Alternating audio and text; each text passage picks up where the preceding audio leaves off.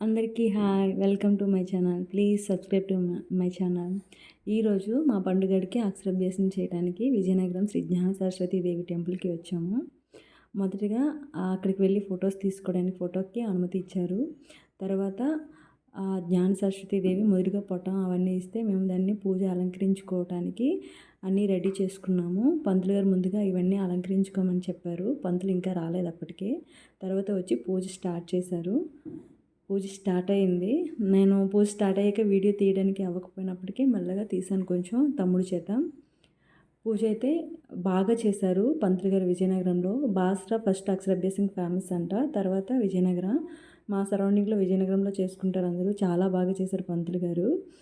పండుగడికి మంత్రం సరస్వతీదేవి మంత్రం చెవిలో చెప్పమని చెప్పి వాళ్ళ డాడీకి చెప్తే అగో అలా అల్లరి పెడుతున్నాడు, అస్సలు చెప్పనీయట్లేదు. అయినప్పటికీ బాగానే చేసుకున్నాం పూజను మాత్రం. ఎంత బాగా చేసుకున్నాం అంటే చాలా హ్యాపీ అనిపించింది ఆ రోజంతా. మేము అమ్మయ్య పండుగడికి నుంచి స్కూల్కి పంపించేయచ్చు, స్కూల్లో బాగా చదువుకుంటాడు అనే ఫీల్ మాకు వచ్చింది.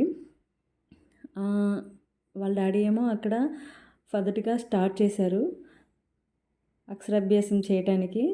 ఓం నమ శివాయ అని రాయించారు. పూజ అయిపోయిన తర్వాత తులాభారం చేయించాము.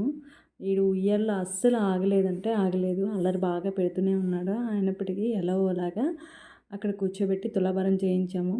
బాబుకి ఆరోగ్యం ఇంపార్టెంట్ కాబట్టి ఆరోగ్యంగా ఉండాలని చెప్పేసి గోధుమ మేము తులాభారం కింద ఇచ్చాము. ఆరోగ్యం తర్వాతే ఏదైనా కదా, అందుకని వాడు ఆరోగ్యమే నాకు ఇంపార్టెంట్ కాబట్టి ఆరోగ్యం తర్వాత ఏమైనా నన్ను ఆలోచించాము. వీడైతే చాలా యాక్టివ్గా ఉంటాడు ప్రతి విషయంలో కూడా, అన్ని విషయంలో.